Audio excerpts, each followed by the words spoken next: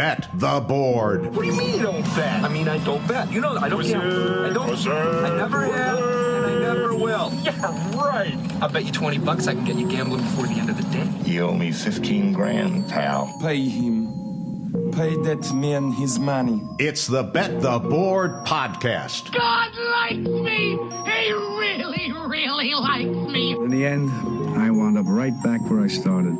I could still pick winners, and I could still make money for all kinds of people back home. And why mess up a good thing? Here's Payne Insider and Todd Fuhrman.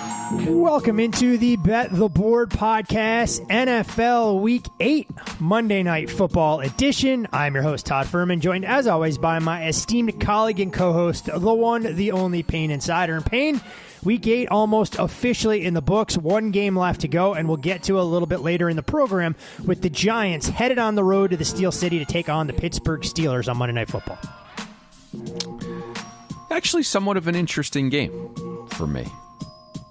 Should be a fascinating chess match of sorts to see if the Giants can bounce back offensively and what we get in the second data point with Russell Wilson. But we'll, of course, get to that game a little bit later in the show. Some look-ahead line discussion. Of course, a prop best bet coming from our in-house handicapper on the Steelers-Giants game. But, Payne, before we get into all of that, it's the Monday tradition around these parts, and it's all about the good, the bad, and the ugly to kind of recap what we've seen already transpire on the football field. And it's rare we've been able to say this in a year that Florida State football fans don't want to highlight or celebrate on the college gridiron. NFL a little bit better with the way... Couldn't watch Saturday. No, I think wasn't gonna probably do it. Better that you didn't. But look, we have to give a man who's been waiting in the wings a long time to get a start his proper respect for leading the Cleveland Browns to the outright victory against the Baltimore Ravens. It was the Jameis Winston show. 29-24 Cleveland. Famous Jameis showing that this Browns team could have been much more formidable if he'd been starting over Deshaun Watson. Yeah. I think the two key questions which seemed obvious to those who are really entrenched in this is, is Jameis Winston an upgrade over Deshaun Watson? And I think absolutely, by a solid amount. And the other thing you just have to ask yourself is, does Jameis allow Kevin Stefanski to open up the offense and do things that it couldn't do with Deshaun Watson? And that is a emphatic yes. If you just look at total passing EPA, which is every single throw by both Jameis Winston and Deshaun Watson to this point in the season, 8 weeks. Jameis Winston plus 19.2 expected points added. Deshaun Watson minus 73.9. Is that good? I mean, it's as clear as can be. Now, Jameis is going to turn the ball over from time to time. That's part of the experience. He did find a couple of empty open Ravens in the end zone early in that game. Not sure who he was throwing to, but that's neither here nor there. It's part of the Jameis experience, like you always say. There's no question that there are going to be some turnovers, and they'll be in a hilarious manner that sets the internet ablaze, most likely, right? But it's in his DNA. But when you are trying to stress a defense and throw to every part of the field, negative plays are going to come with that. You'd at least you're getting the negative plays with Deshaun Watson anyways, right? So you might as well have the upside attached as well.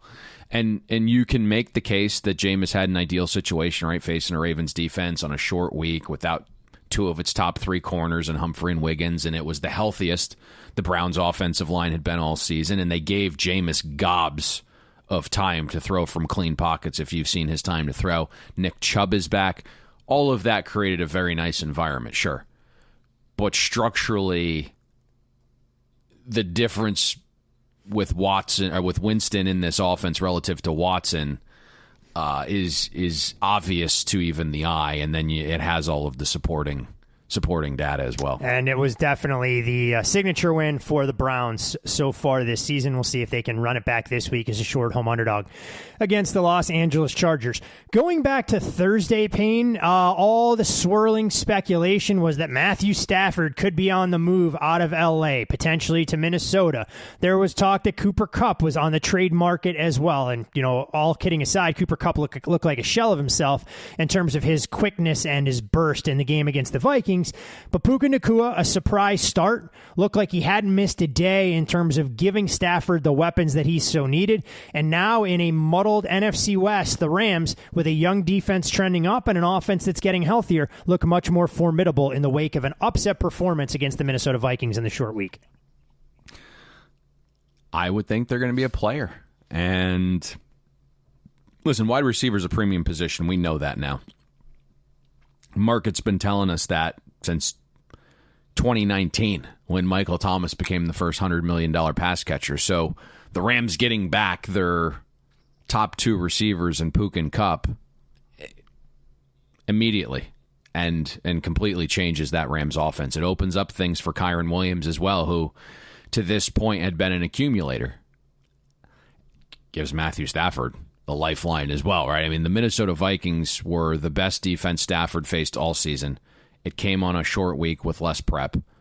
Stafford ended the game 61.5% passing success rate, his best of the season by a long mile. So, I mean, it's clear. Puka and Kupp matter. The NFC West is wide open now. All the trade rumors have been shut down by McVay and Les Snead. And I think the underlying part here is, and I know they're not going to be an elite defense, but you have a young Rams defense that's getting incrementally better by the week. Darius Williams, their lead cover corner, returned from an injury. And so you just think about that front four that has basically kids, right? It's Verse, it's Fisk, it's Kobe Turner from last year, it's Byron Young, and they're all starting to grow a little bit together. And that foursome has not tapped its potential. So every single week there is potentially a new or a higher lever, I guess, that they can reach that isn't accounted into some of these metrics. So there's some upside for growth there in that Rams defense. Definitely the case. And it's funny that you mentioned the Rams defense. If you happen to have your screen up, you'll know exactly why as we continue through some of the good that we saw unfold this past weekend. What else did you see that stood out to you so far this week? Yeezers. Yeah, that one. Well, I didn't have this initially down, and then I did some digging, and it probably would have been a transition to the bad, but I know you have one more good in here. We can bust your balls the about. Good is it. Have you? That good's somewhat overrated, so we'll let you use the transition Okay. point. I did put that down on my initial instinct and then decided, you know what? Well, tell them what you had. Yeah, the Lions were good. Yes, 52 points and 225 yards is good. You are correct. It's clearly sustainable long term. An indicator of underlying success. Was the Commanders' defense. Now, it's not a good defense, but they play hard. They've clearly bought into Dan Quinn's system. You added some veterans at the linebacker position. Frankie Luvo is as good as it gets at the position. I mean, he's just so versatile. Right? He can cover guys. He can blitz guys. I mean, fantastic. What I have seen, though, there's these incremental improvements that are continuing to happen where the Commanders are going from like one of the league's worst defenses last year to like a below average unit. And that's with multiple injuries. So I'm interested to see what it looks like when everyone gets back healthy. But relative to team totals, the Commanders have held 5 straight offenses below expectation. And I think that's going a little bit underappreciated right now. I think it's a great point. All the talk and the buzz is around Jaden Daniels, his availability, what that would mean to the... It's only going to skyrocket off that play yesterday. I mean, look, if you can complete balls like that on a regular basis, it's the most efficient play in the NFL. So maybe you just drop back, chuck it 50 yards downfield, and hope you get aided by a defense that was clearly ill-prepared. And to your point, provides the logical segue for the Bears, because we can point fingers at Tyreek Stevenson, and rightfully so, for taunting the fans after the snap in Washington, getting burned on a 3rd and 9 by Terry McLaurin for a 60-plus yard gain, not closing his hand to try and knock the ball down, but Tyreek Stevenson wasn't the only one at fault. When the Bears coaching staff doesn't have their top rushers out there, TJ Edwards covering no man's land, because the only thing that you can't afford to have happen there, Payne, as we all know, is a quarterback scramble or a check down to a running back at that juncture in the game. But offensively, the Bears were sluggish out of the gates with 2 weeks to prepare and had a chance to snatch victory from the jaws of defeat in a game they didn't deserve to win. But a coaching staff we didn't feel all that fondly about coming into the year continues to let them down, and this is a Bears team whose strength of schedule over the latter portion of the season going to get that much more difficult, and the margins for error continue to shrink. Yeah, we were talking about that a little bit before the show. This was the sector of the season where the Bears really had to make some noise, because the schedule down the stretch is more than formidable. I think what was a little bit disappointing was that we understood the competition hadn't been great, but it was clear the Bears offense had made some strides before the bye, because there was evidence of change. They were making Caleb's life a little bit easier with shorter throws. It wasn't just everything downfield. They were getting the ball out of his hands a little bit quicker to get a little more timing and have the offense be rhythmic. Caleb's confidence was growing. One of the points of emphasis during the bye for Chicago was starting faster. Shane Waldron talked about it literally for 2 weeks anytime a microphone was in his face. Got to get guys in better positions, got to have better game plans, better scripts. This was all the conversation, because the Bears came into yesterday's game dead last in first quarter success rate, and it led to being 31st in first quarter points. Nothing changed. I mean, the Bears' offense was non-existent, not just for the first quarter, but the entire first half. Caleb Williams, 28% drop-back success rate. Every time Caleb Williams dropped back in the first half, it resulted in losing 63% of a point. It was atrocious. So I'm interested to see how this plays out. If it's both Eberflus and Waldron gone before next year, or if somehow the Bears miraculously finish a couple games over 500 and they give Eberflus one more year, and he has to make another offensive coordinator change. But Waldron has struggled at back-to-back stops now as an OC. If Waldron has struggled, I'm not sure what was on display at Foxborough in the early games for the New York Jets. They continue to sound the rallying cry. All it's going to take is one win to try and get things going in the right direction. They get a little bit of an injury break with Drake May getting concussed, leaving the game, and it's the ageless wonder Jacoby Brissett leading the New England Patriots to an improbable come-from-behind victory, which required him converting third and intermediates multiple times on the final drive. And Payne, this was a Jets defense that was supposed to be their calling card coming into the year. They have looked like a shell of themselves. Now, I know they're dealing with some injuries and such, but somewhere along the way, you have to come up with a timely stop. They weren't able to do so, and right now, for the way the offense is sputtering, the defense just hasn't carried the water for this team to get them back to a level of competitiveness or respectability they need if they're going to make a push in the AFC. I'm going to have to go back and watch this game on the condensed just to see how the Jets lost. Because looking at the data, the Jets outgained the Patriots by 2 yards per play. Through the air, nearly 3 yards per pass. Down to down, the Jets were plus 10% in net success rate. If you factor in the explosives, the Jets were a net plus 0.1 EPA per play. And so I immediately say to myself, turnovers did the Jets in. And I look, and it's like, no, 0 turnovers. I saw some blunders late. The delay of game on the 2-point conversion. Sauce Gardner getting torched on that 3rd and 10.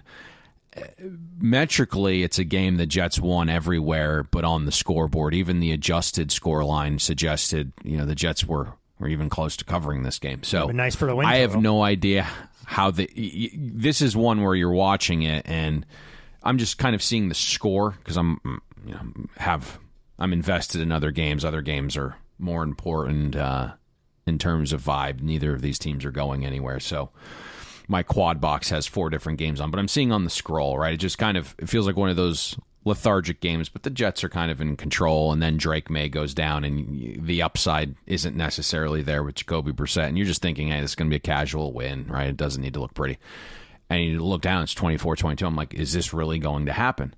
And this morning, right, you wake up, you look at your download dump from overnight, and you're starting to parse through some of the numbers here before we record, and I'm just looking, I'm like, how the fuck did the Jets lose this game? With everything that I just mentioned, usually 2 yards per play as a net positive is positive 10%, and in net success rate, like, I don't know how they lost this game, so I have to go back and watch because it doesn't really make sense metrically. I think Jets fans would echo a lot of your same sentiments, trying to figure that out. But a short week, Houston Texans team that'll be a little bit undermanned. We'll see if you get a more complete effort from the Jets in just 72 hours or so. I know this feels like low-hanging fruit, but I got to bring it up again because I watched this game from start to finish, Payne, and the Anthony Richardson experience has completely and officially gone off the rails in Indianapolis, and you begin to wonder when Shane Steichen has to decide if he can pull the plug. I don't think it happens by any stretch of the imagination, but Richardson finishes the first half 2 of 15 for the game, just 10 of 32 for 175 yards, with 69 yards of his counting stats coming on one explosive to Josh Downs. Now, we know it's an ultra-aggressive offense in terms of what they want to do, but the expected completion percentage was 47%, so they're not necessarily designing plays to get Richardson into his sweet spot, but he still finished 16% below that. Now has a completion percentage 12.5 below expectation, just ahead of Spencer Rattler. And then the decision-making tree. The Colts have a chance to get out of the first half despite being lethargic offensively. And Richardson, after Houston appeared content to just let them run the clock out, not using timeouts, throws the ball into coverage, gets picked off. Houston finds a way to get the momentum-scoring touchdown before the half.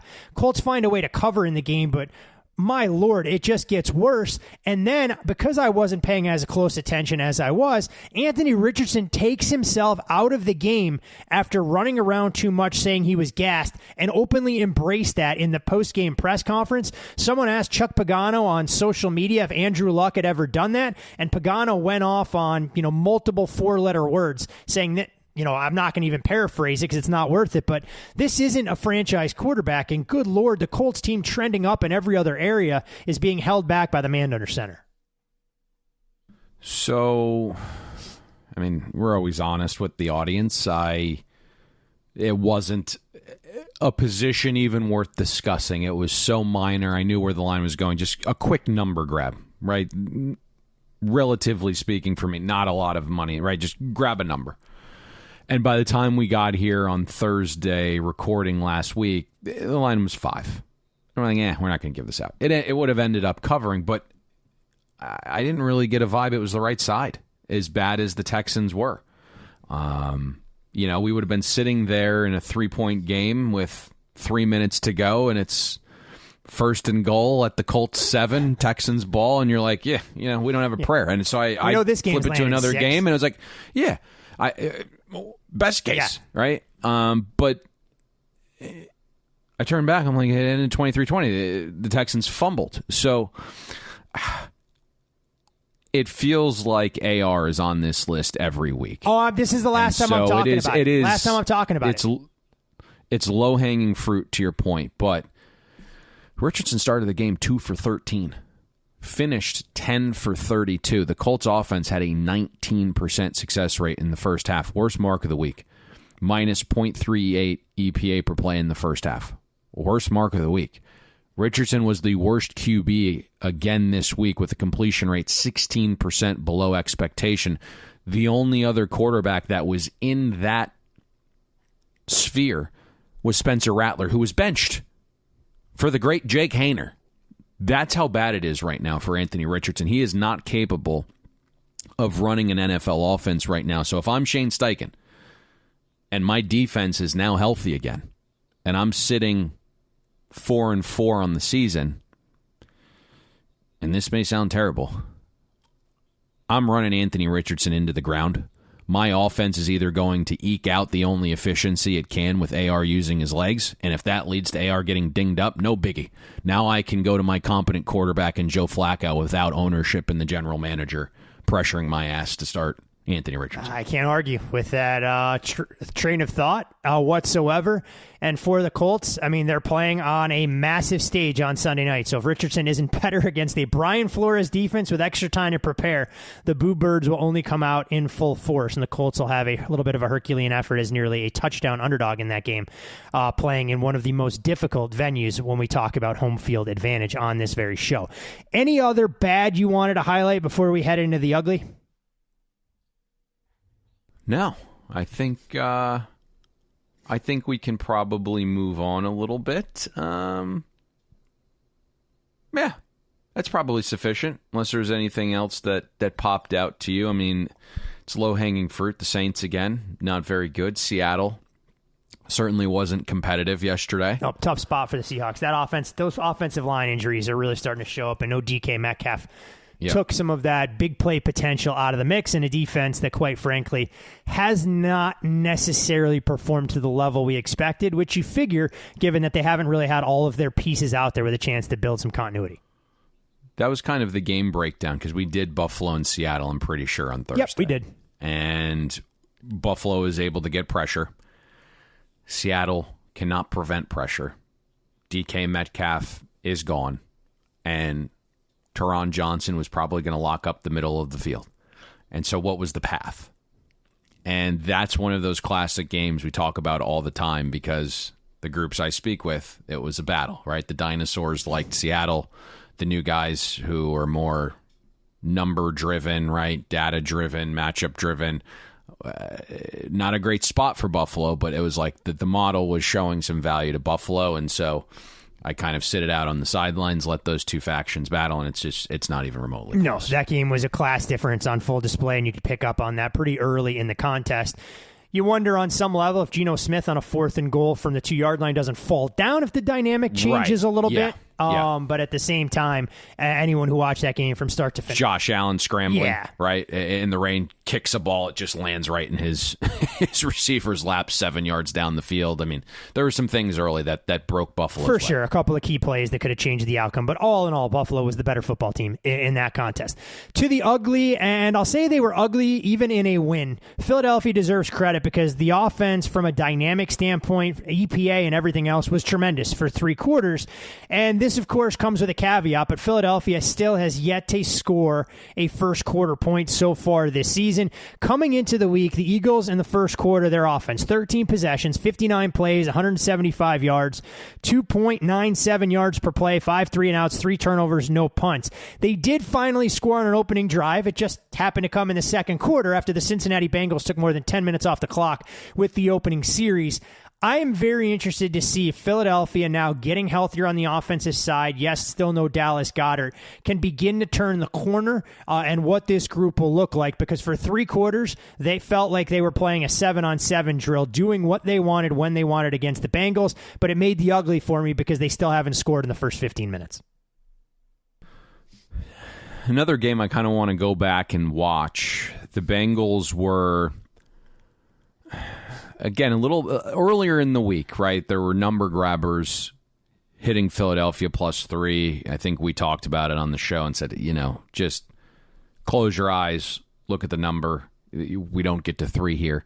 And then as we were recording Thursday, a group got out, bet the Bengals a little bit, and then they get unlucky. Friday morning, Bengals practice. T. Higgins tweaks his quad, doesn't end up playing. Even then, on Sunday morning, we still got a little Bengals. A little. You got to -3, -0.5 at one of the sharpest shops. The best number you could have had all week was on Philadelphia about 30 minutes prior to kick. And then, you come out and it looks like the Bengals are the right side, and they had an opportunity to go up 2 scores basically right before halftime and couldn't do it. Getting back to your point here, and I think I mentioned it in passing, where Kellen Moore comes in, and we believe this is going to be the most competent, I shouldn't say the most, but more competent of an offensive mind directing this Eagles offense than what they had a season ago, and that's evident and obvious. But that offense doesn't necessarily fit Jalen Hurts' skill set.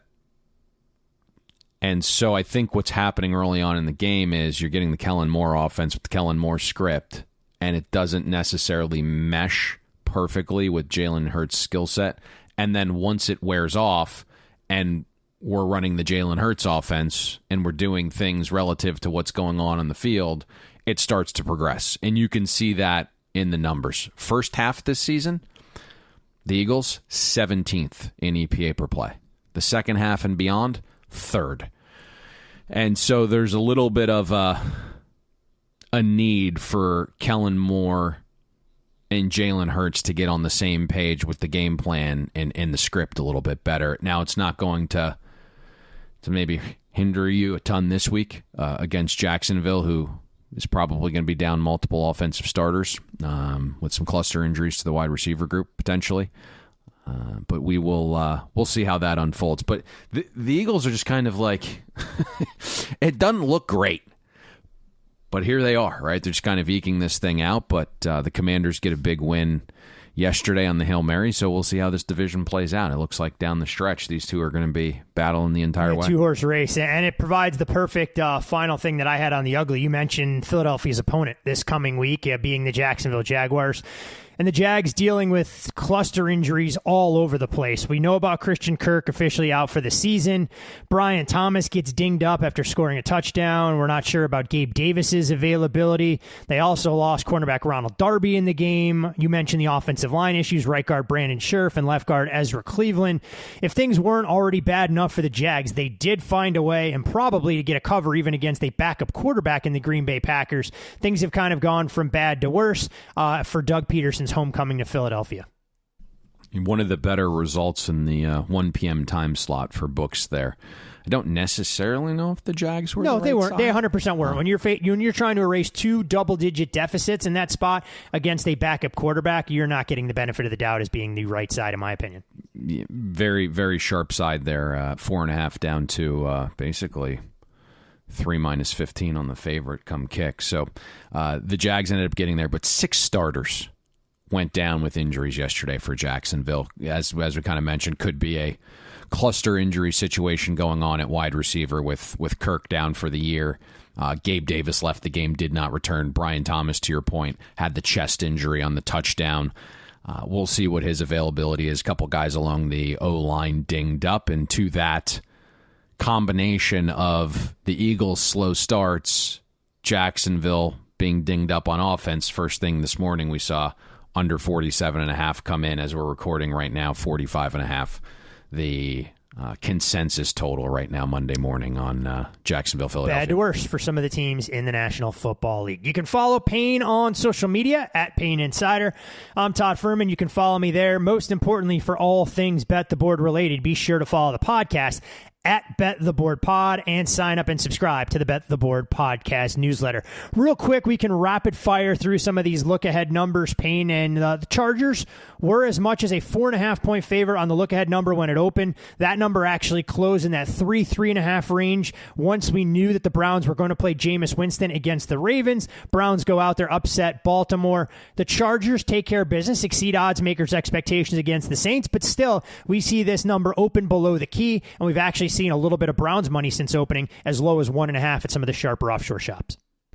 This movement started happening last week, right? When Jameis was announced, inherently your mind is like, hey, what's going on right now in the moment?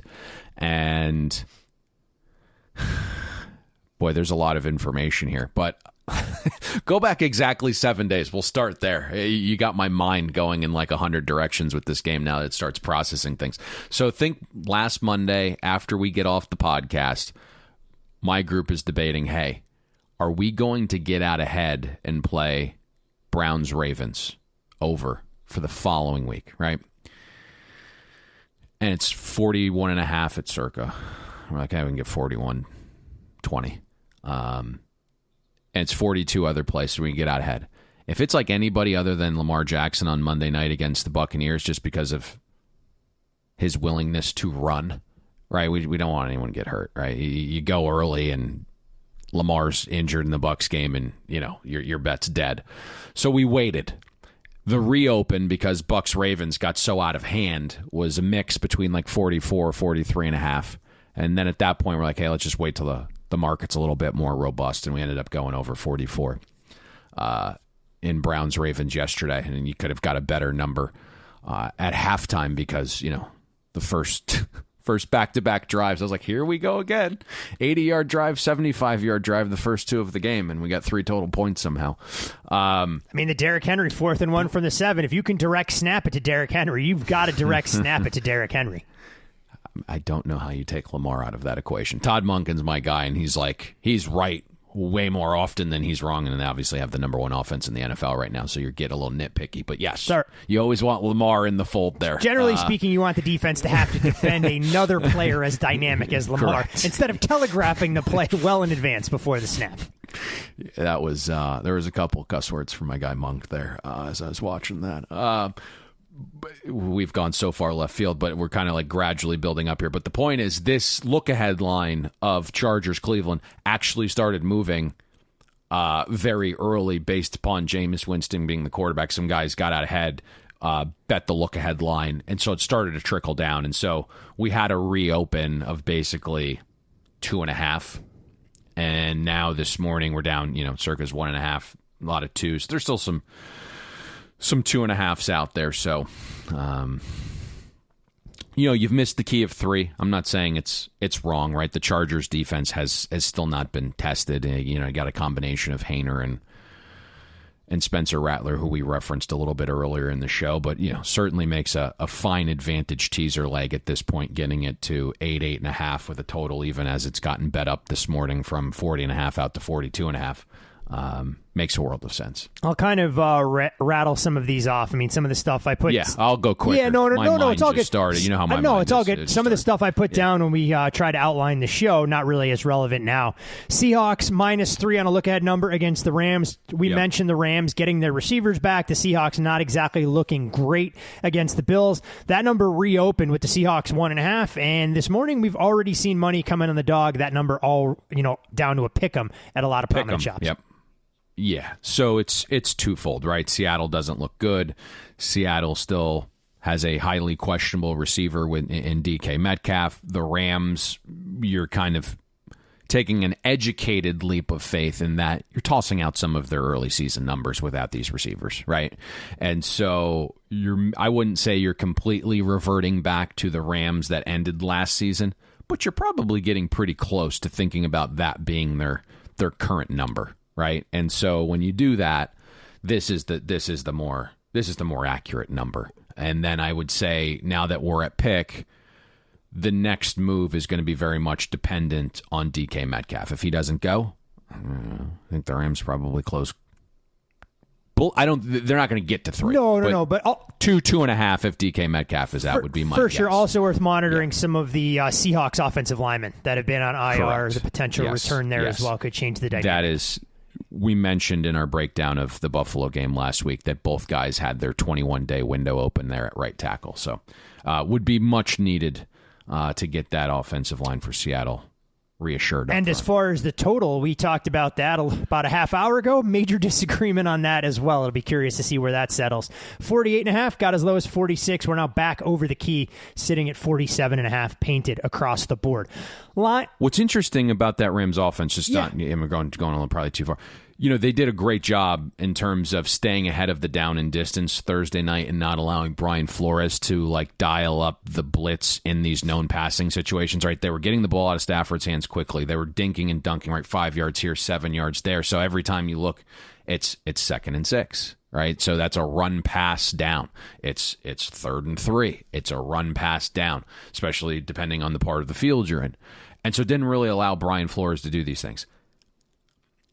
I'm not saying the Rams aren't going to be explosive here, but Seattle's secondary did get a little bit healthier. And if you're thinking about some of those guys operating over the middle of the field, Witherspoon is one of the better nickel cornerbacks. So, the Rams are going to move the ball. It's just how explosive are they going to be, I guess, is the question. So, yes, part of that tick up for the total is inherently what we just discussed, is you're probably going closer to your Rams power rating towards the end of last season relative to what they churned out the first 5-6 weeks. And so that's how you get to 47.5, some 48 in the market. It'll be interesting, though, to see.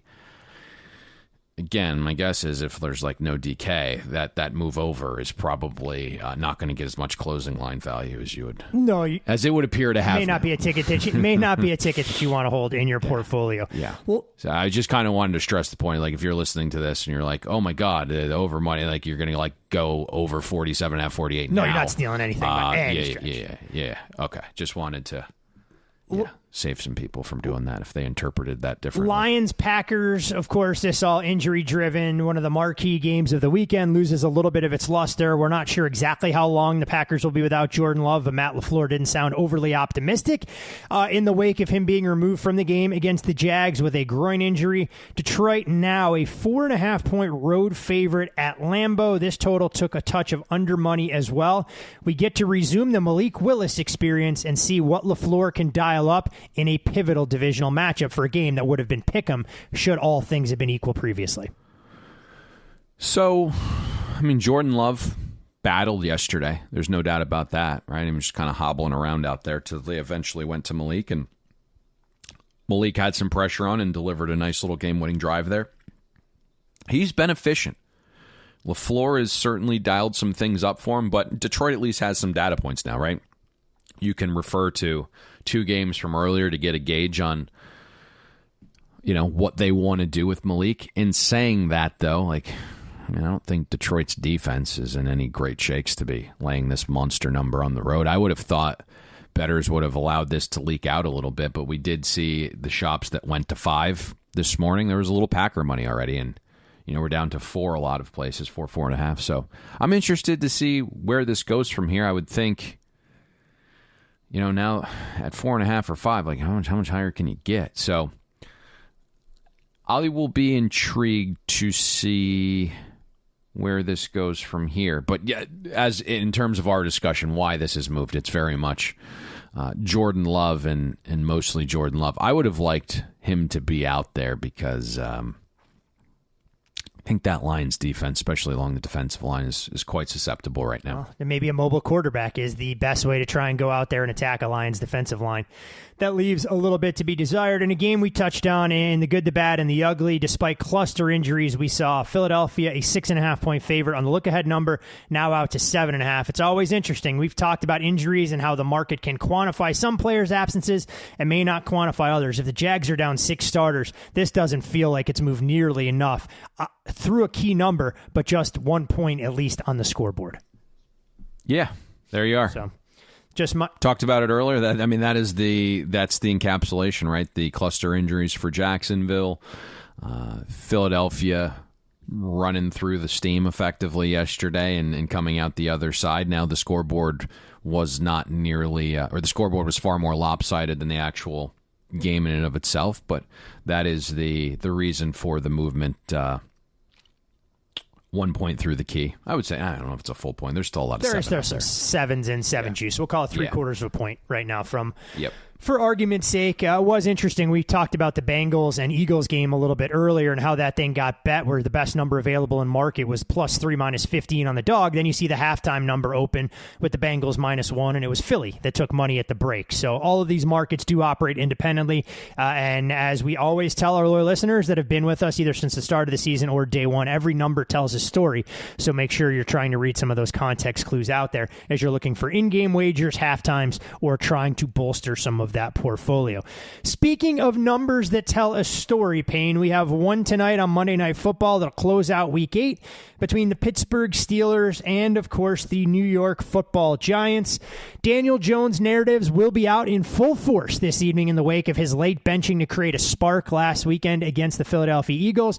1-14 record in primetime games in his career. It's the worst primetime record by a starting quarterback since 1970 with 10-plus starts. He's gone 7 straight primetime games without accounting for a touchdown.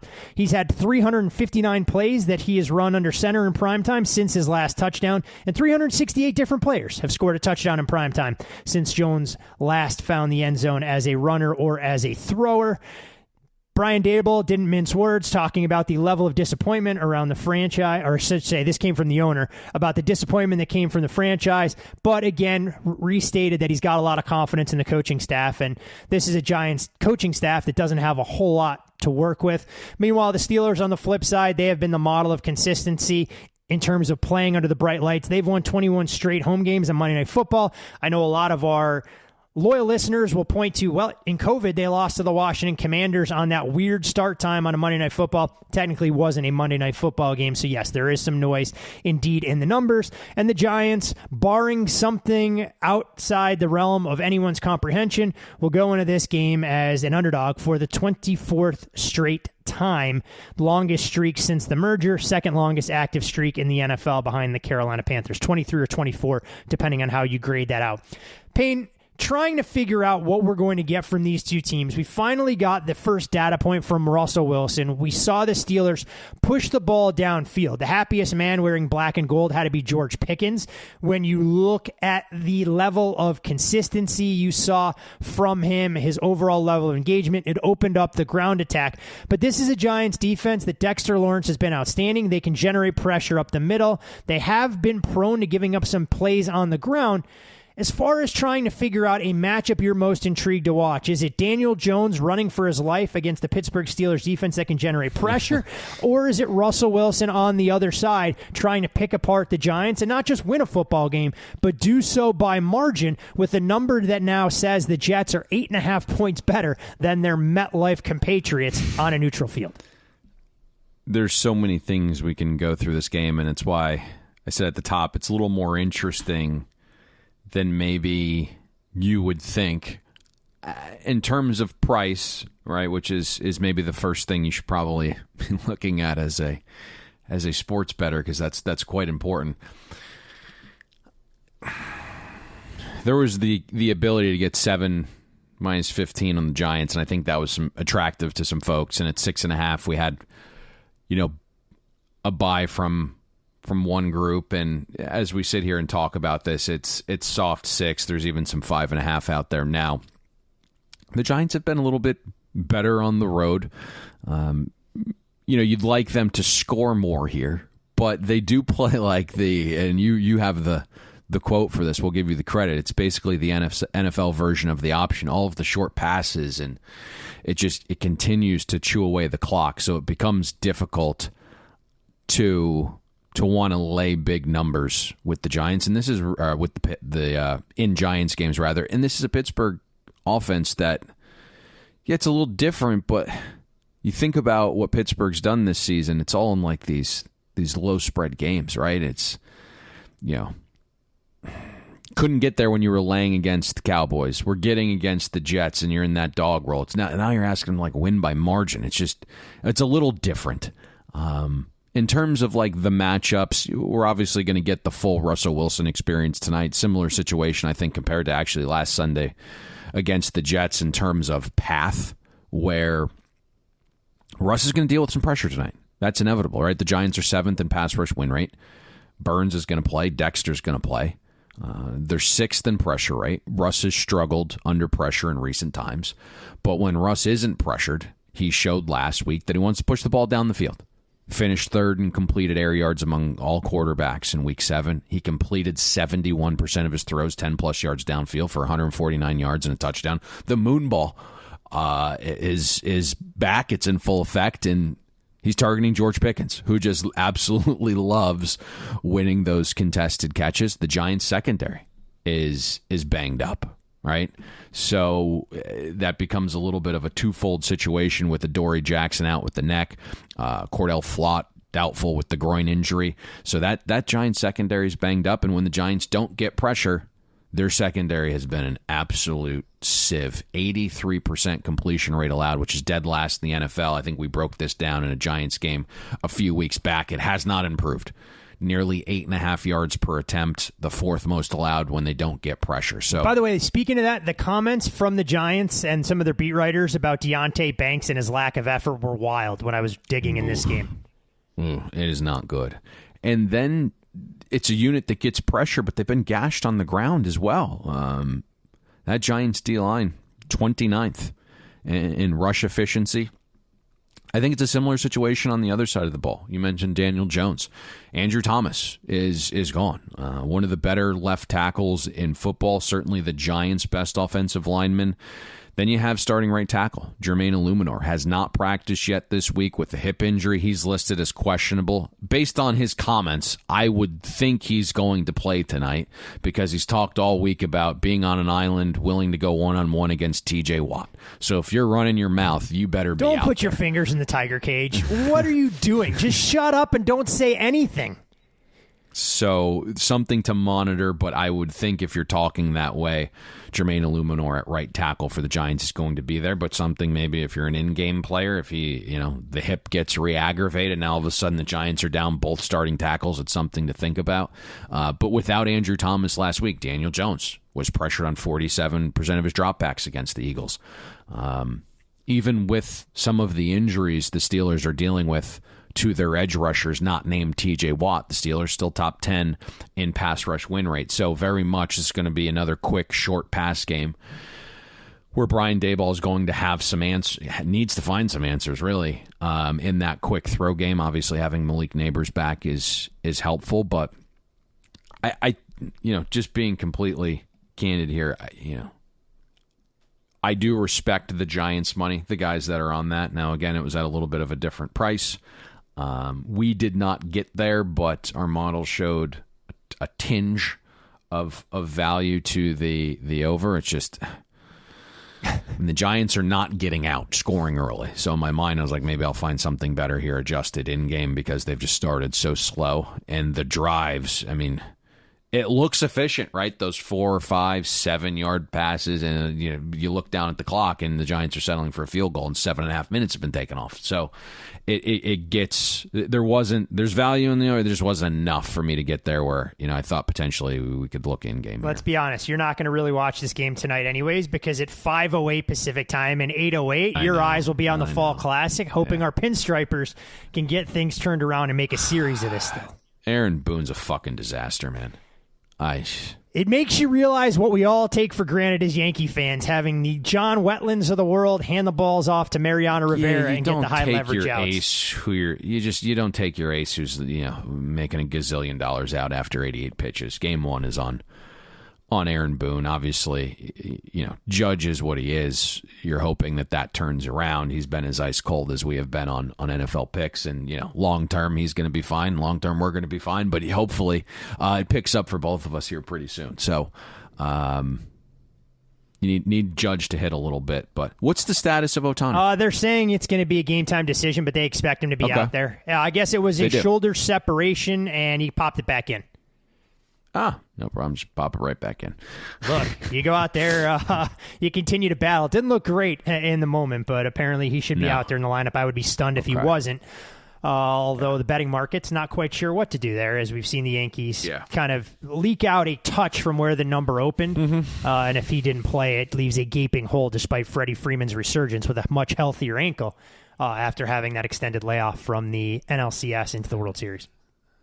Yeah. And as we close things up, more under money in the Green Bay Packers and Detroit Lions game on a Monday morning. So anything else you would like to share, kind sir, before we take a little break and we're back on Wednesday with good old BP, talk some college football?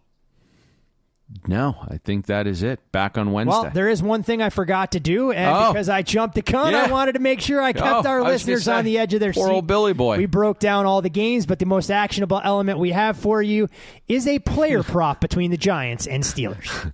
Good morning, Bet the Board listeners. We are here for our Monday Night Football Week 8 prop. Going to keep this short and sweet. We like Jaylen Warren over 46.5 rush plus receiving yards. We like this number good to 48.5. Warren is now 3 full weeks off of his hamstring injury, and his usage rate continues to climb. There's no Cordell Patterson here to spell either of the two backs for Pittsburgh. In 5 of Jaylen Warren's starts, in 4 of those games, he has caught at least 2 catches. The one game he didn't was when he got injured against the Chargers. In those 4 games where he caught 2+ catches, he's topped the 10+ receiving mark in each of those games. Last week against the Jets, we saw him run 16 routes with Russ at quarterback, the most for him this year. He also had 12 carries, again, most for him this year. So we're seeing his usage rate continue to go up as he gets healthier. When we look at the Giants, they've been struggling to stop the run, particularly when you look at the explosive end of things. They rank 29th in rush yards gained after contact and 28th in rush yards gained before contact. Jaylen Warren is the last back you want to face when you're struggling to get guys on the ground. He's a little bowling ball. He's extremely difficult to tackle. When we look at this line, Steelers installed as a 6-point favorite. Yes, there has been some money on the dog at +7. But overall, it's going to be a tough task for the Giants to win this football game. And that would lead to a more positive game state late. We've seen Warren be the back late in the fourth quarter to get some of these carries if the Steelers do, in fact, have a lead. Last little note here. Something just to monitor with the Steelers is Najee Harris. He runs extremely hard, and he's got a high usage rate. But you tend to see him get banged up in these games over the course of his career, and he needs to get spelled. He's always, tapping on his helmet, needs to come out for a play or two, and that's when we can see Warren step in and get some more touches here. Something always to consider when betting these Pittsburgh running back props. So again, prop we're going with tonight is Jaylen Warren over 46.5 rush plus receiving yards, good to 48.5. Best of luck, guys. That moment, Payne, for all of our listeners that are a little bit older, more in line with us, is similar to what we used to do when you'd buy the CDs and you try and find the hidden tracks. We had to bury the prop and make sure that people continue to listen to the very end, that they didn't shut the podcast off prematurely. Ah, yes, all part of the grand scheme. Love it. Keep them engaged. Keep them engaged. By all means, it's not because the host is a raging idiot and nearly forgot to try and share the player prop that Billy's worked so hard on. So we do have something actionable, and we will look for a big game out of the Steelers' backfield. Not with RB1 and Najee Harris, but Jaylen Warren doing it on the ground and through the air. For Payne Insider, for Billy, I am your host, Todd Fuhrman. Best of luck with all of your Monday Night Football endeavors and your early Week 9 NFL investments. Like I said, we'll be back with you on Wednesday for college football, back with you Thursday for NFL Week 9, and with 2 races to go in the NASCAR season, back with you for Martinsville on Friday as well. Most importantly, with the Jaylen Warren. Looking forward to that. Yeah, I know you are. You are glued to the edge of your seat. 2 races left. There are 2 races left. I expected you to be out at Homestead, Miami. Where does the season go so? It just goes so quickly. I mean, they go through 87 races just like that. I mean, that's what happens when you got the guys out there racing 36 races in 38 weeks, and the only reason they get that is because of the Olympic break, although I think this season was 39. But I digress. All right, with a Jaylen Warren ticket in hand, rushing and receiving, have an explosive day, kind sir. We will see you at the window. We hope you enjoyed listening to this episode of Bet the Board. Make sure you follow Todd and Payne on X. Todd is at Todd Fuhrman. That's TODDFUHRMAN. And Payne is at Payne Insider. That's PAYNEINSIDER. Don't forget, our weekly newsletter comes with an additional best bet. Have that delivered to your inbox by clicking the link atop the podcast show notes. And most importantly, subscribe and download Bet the Board. We're on Apple, Spotify, Amazon Wondery, YouTube, Google Podcasts, and all your other major platforms.